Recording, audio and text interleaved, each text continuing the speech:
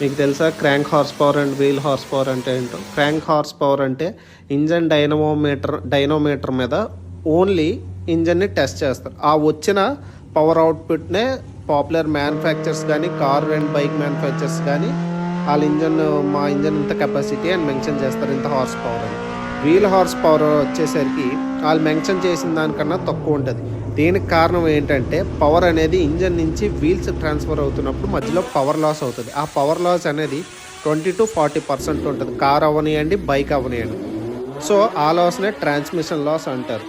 So ఈ wheel horse పవర్నే మన real time horse power కింద కన్సిడర్ చేయాలి. సో ఎగ్జాంపుల్ ఏంటంటే నా ఇంటర్సెప్టర్ తీసుకోండి. ఇంటర్సెప్టర్కి అనేది క్రాంక్ హార్స్ పవర్ అనేది 47 bhp.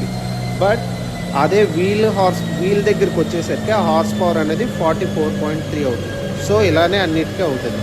ఇలాంటి మోర్ కంటెంట్ కోసం ఫాలో అవ్వండి.